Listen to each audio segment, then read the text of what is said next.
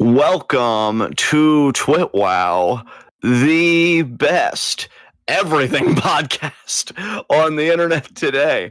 I'm John, that's my cohort and commentary, Ashton, and this is our weekly recap. Let's just get right into it. I'm gonna be honest, y'all. I feel bad because I pulled Ashton away from a very fun football game to do this, and then when I think about my own attitude, I'm like, we usually open with wrestling, but I really couldn't give two shits what's going on in present day wrestling. I will say the only thing, even remotely, that I want to comment on is we know that Drew is going to face Cody on January 9th in Germany. It's going to be a SmackDown. It's not going to be a PLE, and that surprised me. But in a 3 stages of hell match. And then he goes for the cheap heat and he says, "Oh, and when I send you to hell, say hi to your dad for me."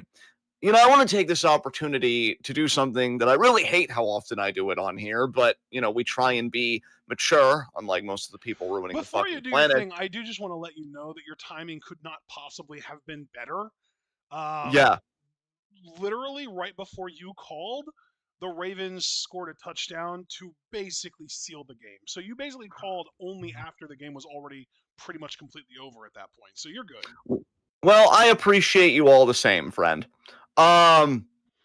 And yeah, so let me just kind of rewind my own mind here. Yes. So the one thing I want to do, because we're mature and, well, at least in my case, semi-respectable adults, I want to say that I was wrong.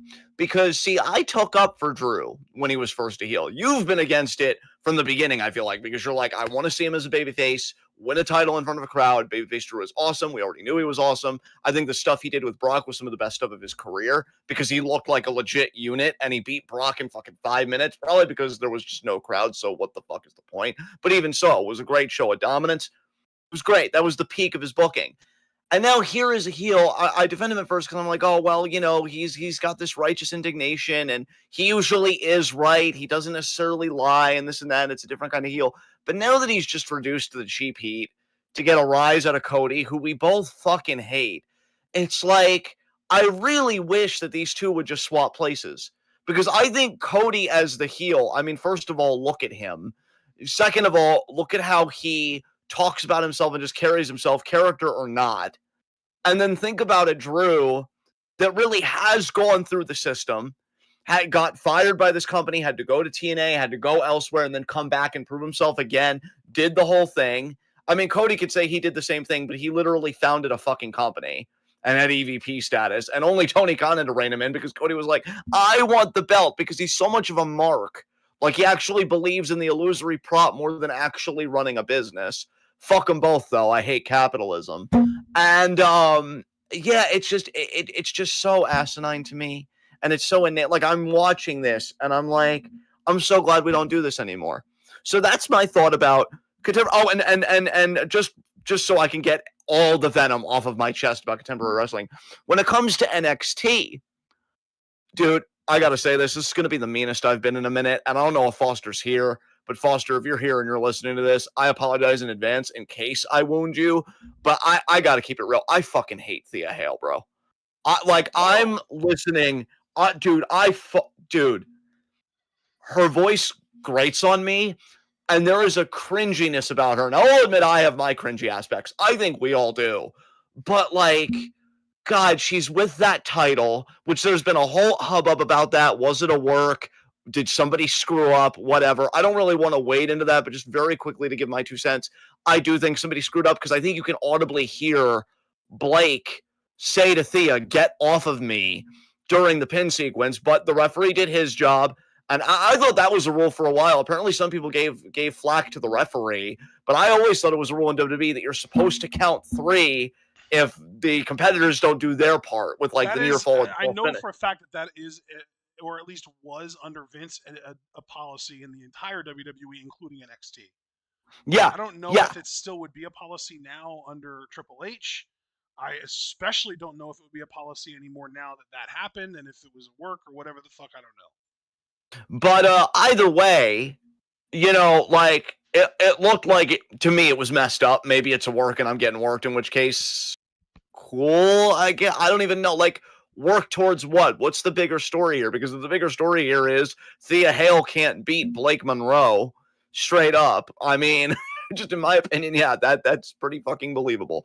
And another thing, I know Blake is doing like fine, and I'm sure she's enjoying her time in WWE, but I miss her and Mina together so much. So like, there's a lot of like sour grapes here for me personally of just things that I would like and that I don't have anymore because I'm an old grumpus. But she's doing the promo and she's like, finally, I feel like a grown ass woman. And I audibly said, just shut up. Just shut, like, I hated know it. that was her catchphrase, right? Yeah, no, well, I've always hated it because, I hate the theme song because the theme song begins with grown ass woman. So, no, like, I get it. I just hate it and I viscerally reject it. That's the problem.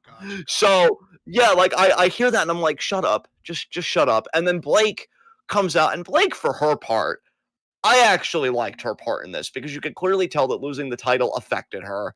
She's like, give it back.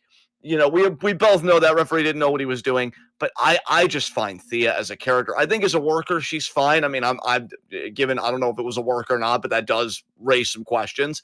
But I think, it's fine. I think I liked her better in Chase U, where like this whole energy and stuff was more forgivable because they were all kind of like an island of misfit toys in a way. And Andre Chase just wanted to make them the best wrestlers they could be. But much like Peter Dune, which where the fuck even is he? You know what? Never mind. It's going to act like I care.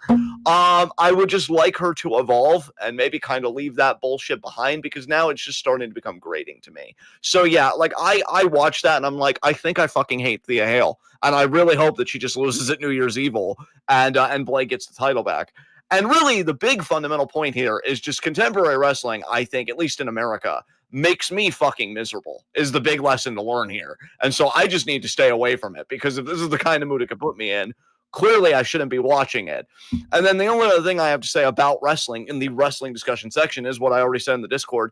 I miss Juice Robinson. I miss babyface Juice Robinson. I miss caring about characters and like going on arcs with them and tracking the progress.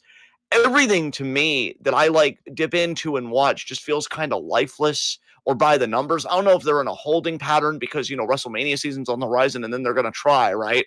But like, goddamn, man, I was really just miserable, just like putting my finger on the pulse this week. Did you up like characters and being invested in stuff makes me realize now that I miss Chad Gable. Yeah. Like oh God, actual Chad Gable, not fucking Grande Americano shit. Like actual just Chad Gable being Chad Gable doing Chad Gable shit. Dude, I love Sammy to death, and I feel like he's also kind of gotten done dirty because he seemed like he was going to go on a story of,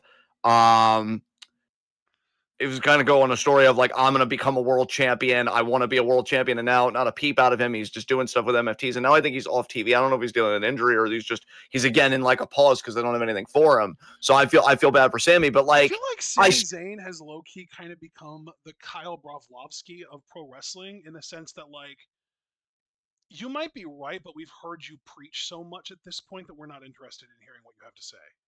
Yeah, exactly. And all of this to say, like, I still think to this day he should not have won that gauntlet match. I still think it should have been Gable's story, Gable versus Gunther. And yeah, Javaris, that I literally said, like, clearly the big lesson to take away from here, if I'm thoughtful about it, is that wrestling in America at least makes me miserable, and I need to stay away from it because I don't like feeling this way. I just don't want to